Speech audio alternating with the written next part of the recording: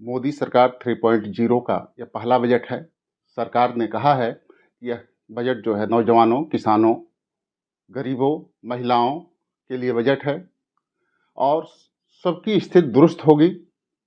जबकि विपक्ष ने कहा है कि यह बजट आंध्र प्रदेश और बिहार के लिए है। नीतीश और नायडू के दबाव का यह बजट है और जिस प्रदेश ने प्रधानमंत्री दिया है वो खाली हाथ है। तो जनता को क्या मिला है? हमारे साथ चार्टेड अकाउंटेंट साथी हैं, आइए हम उनसे जानते हैं कि क्या मिला है। हमारे साथ हैं अखिलेश द्विवेदी जी। बताएं, बजट कैसा है? बजट ओवरऑल देखा जाए तो बढ़िया है। मध्यम वर्ग के लिए इसमें सरकार ने टैक्स में राहत दी है। और एक चीज़ मैं एक्सपेक्ट कर रहा था कि सीनियर सिटीजन के लिए कुछ एक्स्ट्रा, जब से हम लोग पढ़ाई कर रहे हैं तब से वरिष्ठ नागरिकों के लिए कुछ न कुछ ज़रूर रहता था। लेकिन पिछले 2 सालों से सीनियर सिटीजन के लिए सारी अलग से जो छूट मिलती थी वो सब ख़त्म कर दिया है। इसको बढ़ाना चाहिए था। बैंकिंग सेक्टर को थोड़ा-सा कैश ले आने के लिए share market, securities transaction tax और कैपिटल गेन पे इन्होंने टैक्स बढ़ाया है। इससे हालाँकि बहुत फ़र्क नहीं पड़ना है, लेकिन ये एक एडिशनल बर्डन है। तो इन्वेस्टमेंट जो है प्रभावित होगा, कम होगा कुछ? बहुत कोई, अब जैसे मान लीजिए मुझे अगर कमाना है, शेयर मार्केट से मैं कमा रहा हूँ, तो वो टैक्स देना पड़ेगा। इसके लिए मैं बैंकिंग में तो जाऊँगा नहीं, अगर मैं कमाने लगा हूँ। लेकिन सरकार को भी सोचना चाहिए कि लोग कमा रहे हैं तो इसके लिए टैक्स बढ़ा दिया। जब लॉस उठाते थे लोग तब तो कोई छूट नहीं मिलती थी। अभी बिहार के लिए इन्होंने स्पेशल एक दिया है, गया में इंडस्ट्रियल कॉरिडोर बना रहे हैं। आपने उसमें कहा कि, और विपक्ष जैसा कह रही है 59,000 करोड़ का इन्वेस्टमेंट बिहार हाँ, के वो लिए है। बिहार और तमिलनाडु, बिहार में इलेक्शन भी है, उसको भी ध्यान में दे रख के मेरे ख्याल से बनाया गया है। और सहयोगी दल भी हमारा है वो। सहयोगी दल हैं। अब यूपी में हो सकता है या तो सीटें कम आई हो इसलिए इग्नोर किया गया हो। ये जो भी हो, अब ये तो पॉलिटिकल वो जाने। बाकी अभी बजट पे पूरा अध्ययन नहीं किया गया है। क्या नौजवानों के लिए कुछ है, कुछ रोजगार बढ़ेंगे? नौजवानों के लिए ये कहा है इन्होंने कि 500 कंपनियों में एक उनको इंटर्नशिप दी जाएगी।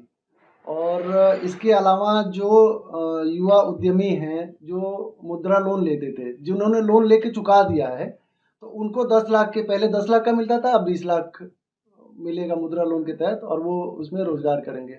बाकी कुछ कस्टम ड्यूटी घटाई गई है, मोबाइल चार्जर और सोने चांदी पे कस्टम ड्यूटी घटाई होगी, तो इससे थोड़ा सा सस्ता होगा। लेकिन बाकी ओवरऑल महिलाओं के लिए कुछ विशेष? महिलाओं के लिए भी अलग से है।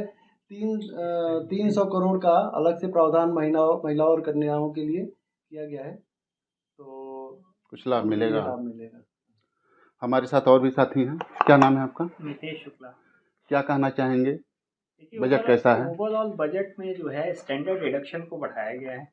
लेकिन जहाँ एक तरफ स्टैंडर्ड डिडक्शन को बढ़ाया गया है, वहीं कई तरह के और टैक्सेस जैसे सिक्योरिटी ट्रांजैक्शन टैक्स को बढ़ाया गया। लॉन्ग टर्म कैपिटल गेन के रेट को 10 से 12.5% किया गया। शॉर्ट टर्म कैपिटल गेन जहाँ 15% लगता था, वहाँ पे वो 20% हो गया। तो एक टैक्स बढ़ाने की जगह इन्होंने टैक्सेस भी बढ़ाए हैं और चार्जेस भी बढ़ाए हैं, जिससे गवर्नमेंट का रेवेन्यू बढ़ेगा और निवेशकों के लिए ये थोड़ी निराशा वाली मुश्किल होगा, जिसका जो है इफेक्ट आज आपको शेयर मार्केट पे भी देखने को मिला है। दूसरी तरफ जो एमएसएमई सेक्टर हैं और या जो हमारे छोटे व्यापारी हैं, उनको मुद्रा लोन की सीमा का जो लोन है उसको बढ़ा के 10 से 20 लाख किया गया है। और एमएसएमई के सेक्टर के जो लोन है उसमें 100 करोड़ तक के प्रावधान किए गए हैं बजट में, जो इजीली उनको फंडिंग प्रोवाइड करेगा, जिससे वो अपने बिजनेस को इम्प्रूव कर पाएंगे। एक अलग फैक्टर है जो एम्प्लॉयमेंट क्रिएट करने के लिए गवर्नमेंट ने विशेष योजनाएं लाई हैं, जो कंपनियों को सब्सिडाइज करेंगी, जो रोजगार सृजन करेंगी। तो वो एक पॉजिटिव फैक्टर होगा, जिससे रोजगार उत्पन्न होगा और एम्प्लॉयमेंट मिलेगा लोगों को।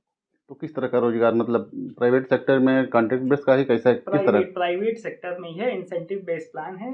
वो अलग अलग कंपनियों के लिए है। कुछ टॉप जो हमारी 510 कंपनियां हैं उन लोगों के लिए मैंडेटरी है फॉलो करना। तो इस तरह के कई स्कीम्स के प्रावधान है, जिसमें इंटर्नशिप भी है, एम्प्लॉयमेंट भी है। तो अब वो धरातल पे कितना उतर पाता उतरता है, है, ये हाँ, देखने वाली तब बात है। लाभ हानि की बात होगी। किसानों के लिए क्या है? किसान का जो आय दोगुना करने की बात कही गई थी बहुत पहले। देखिए, अब किसानों में है कि कई तरह की उन्होंने कई प्रोडक्ट विशेष योजनाएं लाई हैं। वो समूह को भी उसमें उन्होंने बजट में ये कहा है कि समूह को बढ़ावा देंगे, सामूहिक उत्पादन को बढ़ावा देंगे।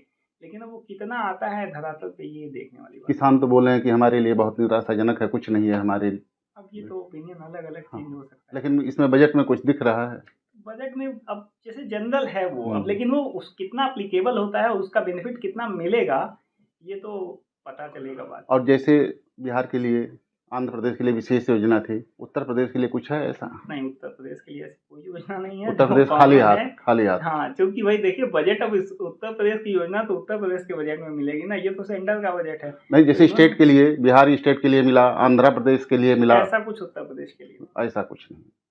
क्या नाम है आपका? दिवेश अग्रवाल। क्या कहना चाहेंगे बजट पर? सर, ओवरऑल बजट देखा जाए तो ये चुनाव के बाद का बजट था, तो इसमें इतना कुछ अपेक्षा भी नहीं की जा सकती थी कितना विस्तार में आएगा। लेकिन अगर देखा जाए तो इसमें डायरेक्ट टैक्स में इन्होंने लॉन्ग टर्म पर कुछ चेंज किए हैं। इन्होंने कोशिश की कि रेशनलाइज किया जाए लॉन्ग टर्म कैपिटल गेन को। जैसे इन्होंने लॉन्ग टर्म कैपिटल गेन पर एक ही रेट बना दिया, 12.5%। जो पहले कभी 20 था, कभी 10 था, उसको चेंज कर दिया। और जिसमें इन्होंने पहले क्या होता था, लॉन्ग टर्म को काउंट करने के लिए कब असेट लॉन्ग टर्म होगा, 12 महीना, 24 महीना, 36 महीना, अलग अलग कैटेगरी थी। अब इन्होंने केवल 2 कैटेगरी कर दी, 12 और 24। अगर लिस्टेड है तो 12, वैसे 24 ये किया है। और पहले एक इंडेक्सेशन का प्रोविज़न था लॉन्ग टर्म कैपिटल एसेट में, वो हटा दिया है। गवर्नमेंट उसको प्रोजेक्ट कर रही है कि ये बेनिफिशियल होगा एसएससी के लिए, रैशनलाइजेशन का वर्ड देकर। लेकिन अगर ये देखा जाए, जिसके पास लॉन्ग टर्म के लिए प्रॉपर्टी थी उसको नुकसान है इसमें। नुकसान होगा उसको। जी। क्या नाम है आपका? प्रीतम सिंह। क्या कहना चाहेंगे आप बजट को लेकर के? बजट ओवरऑल जो मेरे नज़रिए में ये राजस्व को बढ़ावा देने वाला है। सरकार का एफर्ट ऐसा रहा है, लाभकारी योजनाएं और सारी चीज़ें तो उसमें रही हैं सम्मिलित, लेकिन साथ ही साथ फोकस ये रहा है कि भाई किसी तरह रेवेन्यू को बढ़ाया जाए, जो सरकारी खजाना है उसको कहीं से कहीं उसकी आपूर्ति बढ़ाई जाए, इस पे ज़्यादा फोकस रहा है। इस चुनाव के समय बेरोजगारी बड़ा मुद्दा था, तो क्या इसमें कुछ रोजगार के अवसर बेरोजगारी बढ़ेंगे? के लिए कंप्लीटली दूर कर दी जाएगी ऐसा कुछ तो नहीं दिख रहा। हाँ, शॉर्ट टर्म पे कुछ समय के लिए कॉन्ट्रेक्चुअल बेसिस पे जो कंपनियों की बात की जा रही है कि वहाँ पे इंटर्नशिप प्रोग्राम किया जाएगा, 5,000 रुपये पर मंथ उनको बच्चों को मिलेगा। तो ये सारी जो लिस्टेड कंपनीज होती हैं जिनको CSR की रिक्वायरमेंट होती है, उन कंपनियों के लिए लागू होगा कि वो भाई अपने वहाँ पे ग्रेजुएट्स को एम्प्लॉयमेंट्स दें, जो कि साल भर का एक कॉन्ट्रैक्ट होगा। उसके बाद फिर फर्दर कंपनी डिसाइड करेगी कि उनके साथ उनको आगे जाना है या नहीं जाना है, वो परफॉर्मेंस बेस्ड इवेल्युएशन करी जाएगी उसकी। जैसे इनकम टैक्स में कुछ छूट मिली है, किस तरह की छूट है? इनकम टैक्स में छूट है, सैलरी पेशा के लिए छूट आई है। जो पहले स्टैंडर्ड डिडक्शन 50,000 की होती थी वो 75,000 हो गई है। पेंशनर पे, फैमिली पेंशन पे 15,000 की छूट हुआ करती थी, वो 25 हो गई है। ये एक पॉजिटिव फैक्टर है।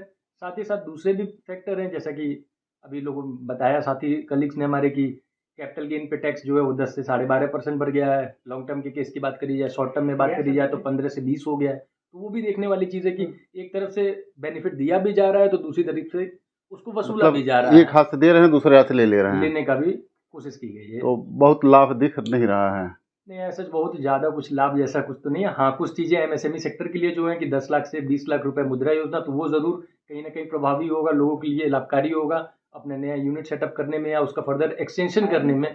वो कहीं ना कहीं मदद उससे ज़रूर मिलेगी। उसके अलावा 100 करोड़ तक का विदाउट कोलेट्रल फी उसके लिए इन लोगों ने किया है। साथ में सिडबी की नई ब्रांचेस ओपन होने की बात की हुई है कि इनके अलग अलग सेंटर बनेंगे, जिससे कि और फंडिंग को थोड़ा ये स्ट्रीमलाइन करना चाह रहे हैं।